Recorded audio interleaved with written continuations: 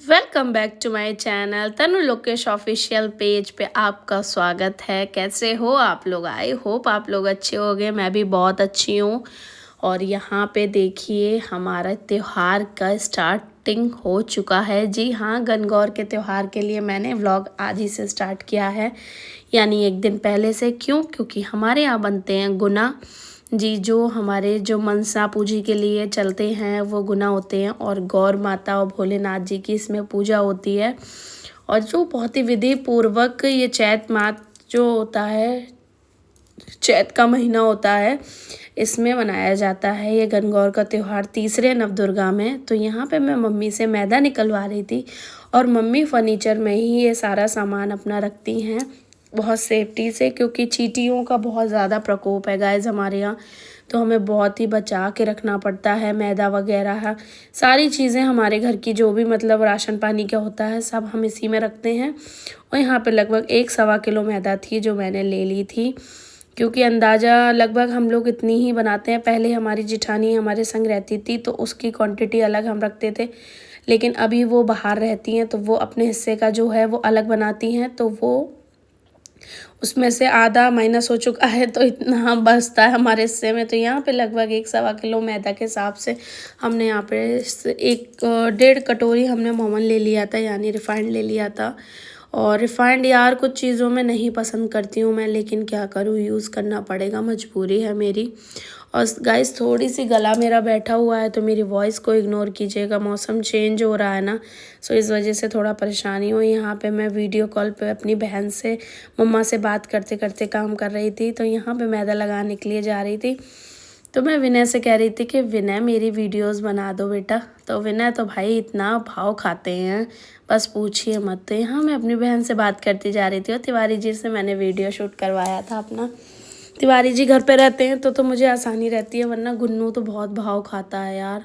और यहाँ पे देखिए इतनी मोमन अच्छे से डाल दिया था ना मैंने कि बस लड्डू बनाने से ही मुझे फुर्सत नहीं मिल रही थी। और लगभग मैंने ना 3 लेयर में अलग अलग करके रख दिया था। इससे क्या होता है, आप लोग भी ये किया करिए कि कभी भी बहुत ज़्यादा क्वांटिटी में अगर आप पे आटा है ना, तो आप लोग ऐसे मैनेजमेंट करके अगर रखते हैं तो बहुत ही आसानी रहेगी आपको खाना बनाने के लिए। मैं तो हमेशा ही ऐसे रख के ही बनाती हूँ, जिससे क्या होता है मुझ पे भारी नहीं पड़ता है कुछ भी।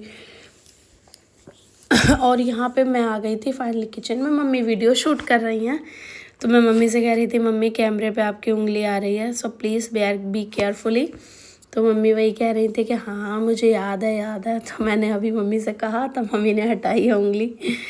यहाँ पे मैंने लोए बना लिए थे, इसमें से सारी जो है ना इससे गुना बनेंगे। और हाँ, पूरा अच्छे से आप लोग देखते हुए चलिएगा कैसे क्या इसका बनाने का तरीका है। जिसके यहाँ बनते होंगे वो तो बहुत अच्छे से जानते होंगे, लेकिन जिनके यहाँ नहीं होता उनके लिए तो ये नई चीज़ है। सो बस यहाँ पे मैं लोई बना रही थी। थोड़ी सी मेरे से मैदा यार ढीली हो गई थी, लेकिन कोई बात नहीं, चलता है। चिल यार, हर चीज़ मैनेज कर लेनी चाहिए, कोई दिक्कत नहीं होती है। और यहाँ पे दूध चढ़ा था। आपको पता है हमारे यहाँ ना एक ही चूल्हा काम करता है, एक चूल्हे का बहुत ही दिक्कत कर दिया एक चूल्हे ने। हालांकि हमने इसको सही भी कराया था, लेकिन हमारा ये चूल्हा बहुत डिस्टर्बेंस करता है हमको, तो हम परेशान हो जाते हैं इस चूल्हे से। और यहाँ पे मम्मी से मैं बात कर रही थी, दीदी के विषय में बात कर रही थी, क्योंकि दीदी और हम लोग संग में वहाँ से कुछ शॉपिंग करके लेके आए थे। जो दीदी का इस बार होली पे आई थी तो सामान यहीं रह गया था। तो मैं मम्मी से वही बता रही थी, मम्मी बोली कोई नहीं बेटा, जब आएगी अगली बार तब रख देंगे। और हमारी जेठानी बाहर रहती हैं, तो जब वो वहाँ से आती हैं तो कुछ ना कुछ छोड़ के ज़रूर चली जाती हैं, या उधर ही कुछ रह जाता है। तो बस ये तो चलता ही रहता है। और यहाँ पे मैंने इस वाली कढ़ाई में रिफाइंड ले लिया था और यहाँ पे बेलना स्टार्ट कर दिया था। बेलने की जगह मैं यहीं पे रखती हूँ, क्योंकि ये ना बेलने के हिसाब से बहुत ही बेस्ट जगह लगती है मुझे, सफाई भी रहती है। लोग कहते हैं मेरे से कि आप स्लिप पे नहीं है, ज़मीन पे भी बेल सकते हो, या कोई बड़े तख्त पे या मेज पे भी बेल लिया करो, लेकिन मुझे गाइस बिल्कुल भी नहीं पसंद है। मुझे अपने किचन में स्लैब पे ही काम करना पसंद है, क्योंकि यहाँ पे मैं स्लैब पे धोती हूँ, रिगड़ के साफ़ करती हूँ रोज़ के रोज़। तो मुझे यहाँ विश्वास है। और मैं किचन भले खाना कम खा सकती हूँ, अपनी सफाई भले कम रख सकती हूँ, लेकिन अपनी किचन की सफाई में कोई कॉम्प्रोमाइज़ नहीं करती मैं यार। पता नहीं क्यों, मुझे पसंद ही नहीं है यार। मैं चाहती हूँ हर चीज़ हमारी खाने पीने की इतनी साफ़ होनी चाहिए कि हमें सोचना नहीं पड़े खाने के लिए कि हाँ अब हम ये खा सकते हैं या नहीं। और यहाँ पे गुने का देखिए इतनी चौड़ी चौड़ी स्ट्रिप्स काट देनी है इसकी। उसके बाद में स्ट्रिप्स की लंबाई देखनी है, अगर लंबाई अच्छी है तो उसमें 2-3 गुना निकल आएंगे, वरना नहीं है तो इसमें ऐसे ही निकलेगा। और गाइस पीछे कुत्ते भौंक रहे हैं, प्लीज़ इग्नोर कीजिएगा, यहाँ कुत्तों का भी प्रकोप अच्छा खासा मिल जाएगा आपको। और ये देखिए ऐसे बनते हैं।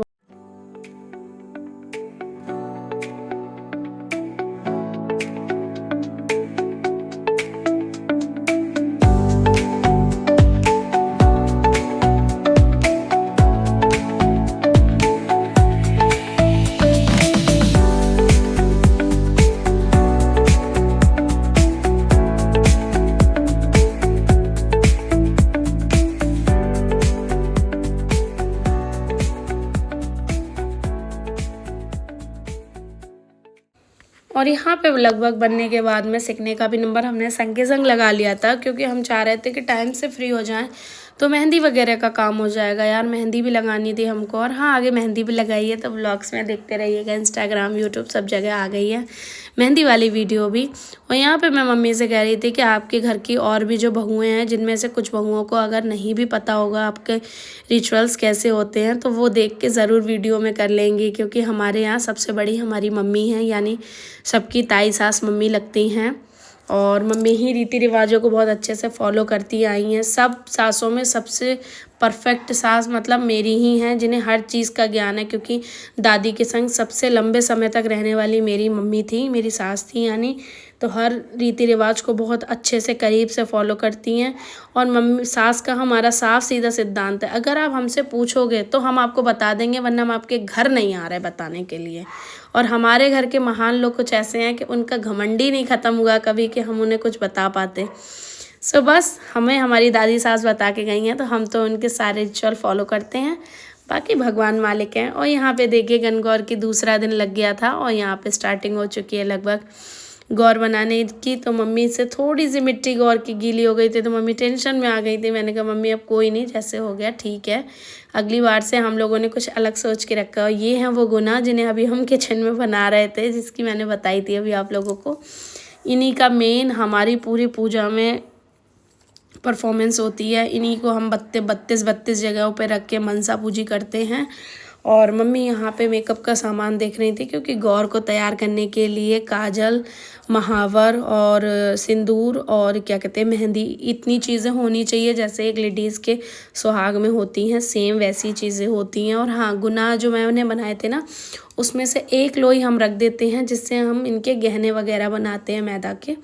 सो बस सुबह पापा जी ने चीनी में पाक दिए थे इनको, और नॉर्मल तरीके से आप सादा बनाइए, उसके बाद चीनी में पाकिए तो ज़्यादा बेस्ट रहेगा।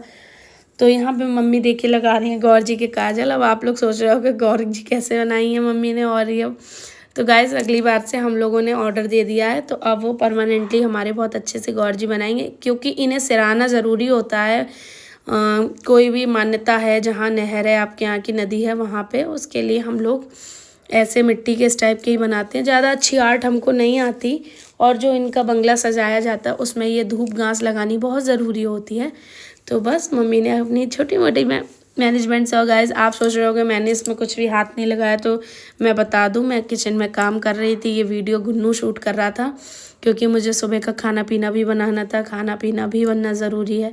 देखिए सारे त्यौहार हमारे हिंदू धर्म में किचन से ही स्टार्ट होते हैं और किचन पे ही ख़त्म हो जाते हैं। तो बस अगर व्लॉग अच्छा लगा हो तो ज़रूर शेयर भी कीजिएगा, लाइक भी कीजिएगा। अभी तक का मैंने यहाँ तक का व्लॉग इसमें बताया है। और हाँ इसके बाद वाला व्लॉग बहुत गजब आने वाला है। हम आपको अपने यहाँ के सारे रीति रिवाज एकदम इत्मीनान से मैं आपको समझाऊंगी कि हाँ कैसे क्या होता है। और यहाँ पे मम्मी बंगले में बहुत अच्छे अच्छे फूल सजा रही थी। मैं मम्मी से कह रही थी मम्मी कितना प्यारा लग रहा है, अभी तक तो आपने तो गौरी ढक दी, इतना सजा दिया। मम्मी बोली बेटा ऐसे ही सजाए जाते हैं, जितना सजाओगे उतनी बरकत होती है अपने घर में। बस भगवान की चीज़ों में बरकत ही चाहिए, और क्या चाहिए। और ये गहने आप देख रहे हो ना जिनकी मैंने बताई थी, ये वही गहने हैं। और छोटे छोटे 16 गुना अलग बनते हैं, और ये जो बड़े बड़े रखे हैं ये 32 गुना हमारे हिस्से में, जैसे 32 मम्मी मनसेंगी वो 32 मैं मम्मी को दूंगी, वो 32 मैं जो रखूंगी, वो 32 मम्मी जो रखेंगी वो, यानी 4 प्लेट्स लगती हैं जो आप देख पा रहे हो। पूरी गठरी बन के रख गई हैं क्योंकि ये गरम गरम सुबह पापा जी ने पागे थे तो रख दिए थे ना। सो बस एक प्लेट भगवान जी के, जिसमें भगवान जी की ज्वेलरी